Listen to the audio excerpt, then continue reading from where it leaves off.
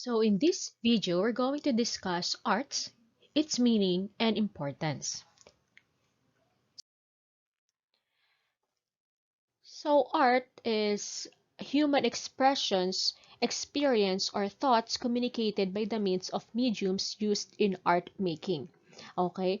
Ano ba yung mga mediums? Ito yung ginagamit ng mga artist or ng isang individual para i-express nila ang sarili nila sa art. Halimbawa nito, yung pigments in painting, yung mga colors sa painting.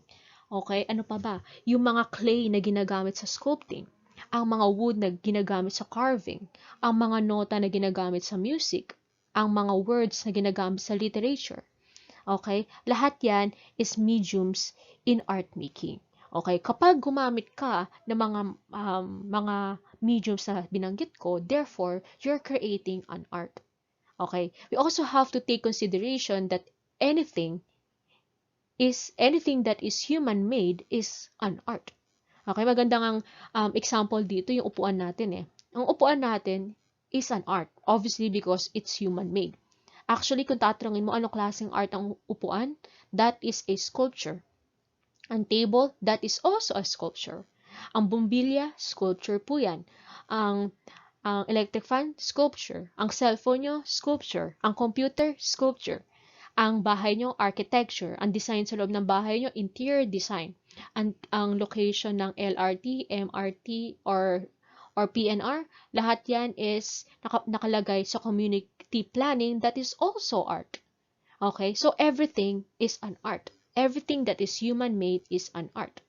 Ang kung tatanungin nyo, ano ba yung larawan na to? Actually, this picture, okay, picture of this sculpture, ang tawag sa picture na yan, sa sculpture na yan is actually the fountain. Hindi ko kalala kung sino yung artist, okay, but the thing um, is very groundbreaking yung ginawa niya, okay, because out of the blue, okay, kumuha lang ata siya ng halidoro or ewan ko ano yan, yung sa lalaki ata yan. Okay, hindi ko alam ang tawag doon. Okay, is kinuha niya yon tapos nilagay niya sa museum, tapos sinabi niya, the fountain. Okay? Bakit ganyan? Actually kasi may nature of art na kung saan basta nag-reorganize ka ng mga bagay na exist na, okay, tapos pinresent mo to as something else, art na yon. Okay? Sa plagiarism, walang usapang plagiarism pagdating sa art unless it is music. Okay? Pagdating sa sculpture, it's more likely no. Okay? Walang plagiarism doon.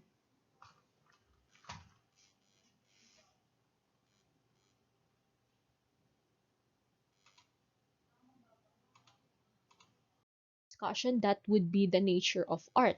Okay? Pag sinabi nating nature of art is actually parang hinihimay-himay natin ano ang definition ng art. Okay? Nature of art is, number one doon, art is everywhere. Actually, nasabi ko na to kanina, di ba? Art is everywhere. Nasa damit mo siya, nasa upuan mo siyang inuupuan, nasa building yan kung saan ka nakatayo, or sa bahay kung saan ka nakatayo, okay? Ito yung art din yung ginagamit ng nanay mo panluto. Okay, actually art is everywhere. Okay, because lahat ng ginagamit nating human-made is an art. Another one, art as an expression or form of communication.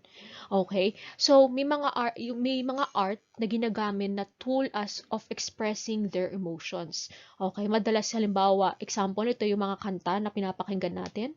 Kung sino man yung composer nito or lyricist, obviously meron silang ine-express or meron silang gustong i-communicate. Okay?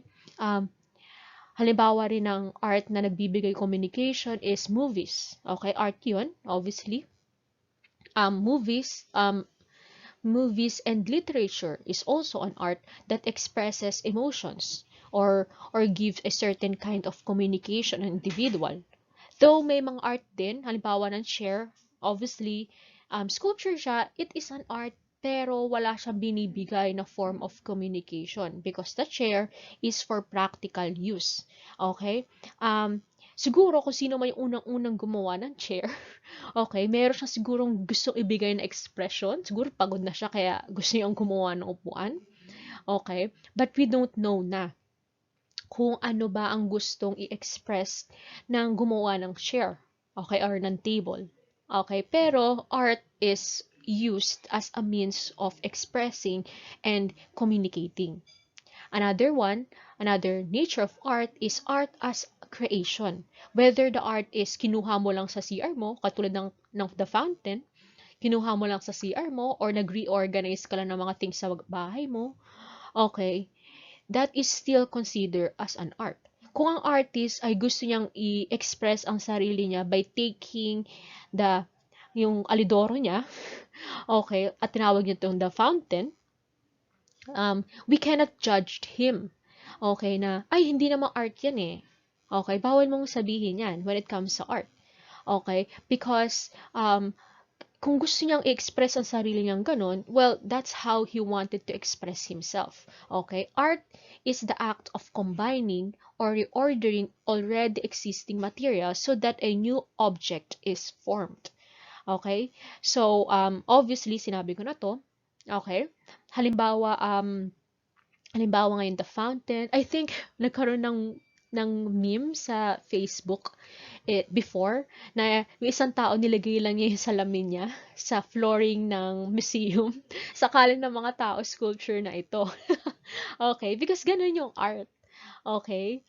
Um, ganun niya gustong i-express ang sarili niya.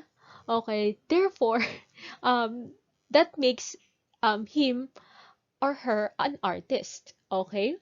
So, pag sinabi nating art, okay, art comes from the Latin word ars, which means skill.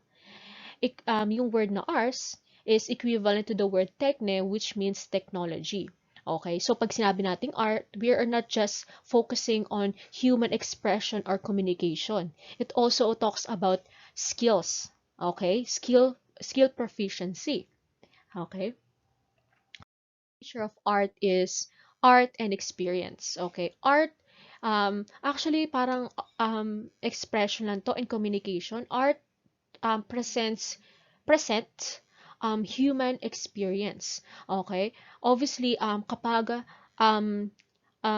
kahit di naman niya kino-communicate ang kanyang feelings, minsan, halimbawa, composer ka, gumawa ka ng kanta out of the blue lang, okay, yung lyrics mo, okay, kahit wala kang gustong i-express, yung lyrics mo, yung natural na paglabas ng lyrics mo sa'yo, is actually representation of your experience, whether the song or whether the lyrics is happy or not. Okay, representation to ng experience mo. Okay? Obviously, whether, kahit nga in literature, whether it's fiction or not, okay, it represents human experience. Okay? Example, magandang example dito na nagre-represent ng experience is yung Train to Busan. Train to Busan is actually a representation or at the same time a form of communication and experience dun sa director or dun sa producer na yung Train to Busan is a representation of what was happening in South Korea during that time. Kasi ang nangyayari sa panahon sa South Korea during that time is that the president is corrupt. Tapos maraming nagrarally sa kanya. Ang representasyon doon sa pelikula is yung mga taong nagrarally, sila yung mga zombie, of course, at yung bida is siya yung president, yung father, siya yung president. Obviously, namatay yung bida, right, doon sa Train to Busan. So, anong nangyari sa president is tapatalsik siya sa pwesto. Okay. So, doon, merong kino-communicate agad. One is, merong ganitong nangyayari sa Korea. Okay. And of course, since kino-communicate niya may ganito nangyari sa Korea, ito ang na-experience ng mga tao sa Korea. Okay? We also have to take note that, yes, may mga art na lumalabas na, ay, kaya ko namang gawin yan eh. Uy, bakit yung kaya kong gana, ako mas maganda pa ang painting ko sa kanya, pero bakit yung art niya nasa museum? Okay? We have to take note that yes, na may mga artist na hindi napapalad na papunta sa museum, but still, okay, bawal mong i-degrade yung art niya as something na, ay, kaya ko naman. Or, uy, mas maganda pa ang painting ko sa kanya. Actually, every art na makikita nyo, kahit ito pa ang pinaka-absurd na art, o kahit itong pinakabarubal na puro halimbawa, pornographic materials ang ginamit niya to represent his or her art, well-planned ito. Okay? At bawal mong sabihin na, ay, papansin lang itong artist to, kaya ganito yung ginawa niya. No. Okay, that is well-planned, and of course, that is also a representation of his or her experience. Another point is art and nature. We have to take consideration that art is not nature. Um, um, Madidiscuss natin a way of representing art is ang tinatawag nating realism.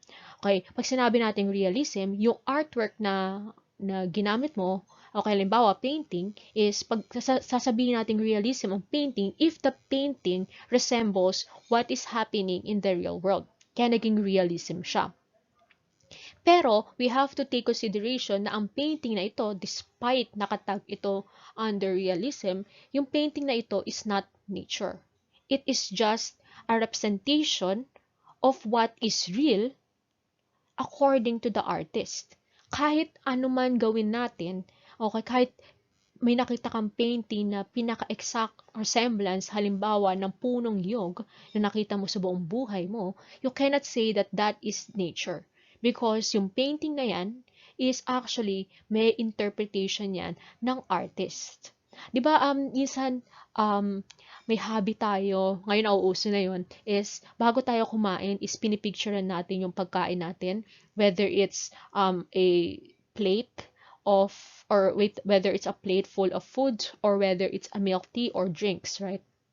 Actually, ang pagpicture mo lang sa kakainin mo, okay, um, is may interpretation ka agad dun. Although kahit sabi mo, ay, gusto ko lang i-share, still, the way you took the photo of it is a representation of you. Okay? Yes, it is a realism, photography na realism, but still, meron niyang interpretation mo. Okay?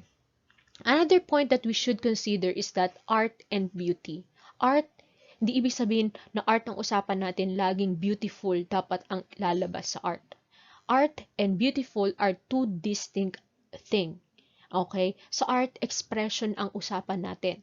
Pero, pag sinabi mong beautiful, ang expression na yon ay, sa'yo na yon. Kasi ang beautiful is a subjective way of appreciating art. Some people will find an art beautiful, some other people will not. So, art and beautiful are two different things. Art is more likely focuses on expression, whether it's tragic, ugly, pleasurable, or beautiful. Okay, nasa perception na to ng isang tao. Okay? May mga art na, actually yes, may mga art na beautiful. Okay? May mga art din na ugly. Halimbawa, okay, na mga beautiful na art is yung pelikulang Shawshank Redemption. Okay, household name na siya sa Hollywood. Okay? Obviously, yung Harry Potter series is beautiful. Okay? Whether we're talking about the books or Harry Potter, no, sorry, hindi siya pala beautiful. Rather, Harry Potter is an art. Is it beautiful? Depende yun sa isang individual. Okay? Magandang example ng art ay isang film na hindi alam na ibang tao whether it's an art or not is, halimbawa, yung Siberian film. Okay, it is an art, but is it beautiful? It depends on the individual. Okay? Pornography, it is an art, but beautiful, I don't know about the individual. Okay? You have to take note of that. Okay? Meron din minsan pumapasok sa concept na beautiful and art. Ito yung concept of morality. Okay? May mga art kasi na beautiful na, okay, at moral pa. Actually, that is a very wholesome description of what a stereotypical concept of art should be. But the thing is, hindi lahat ng art is moral. Okay? Halimbawa na nga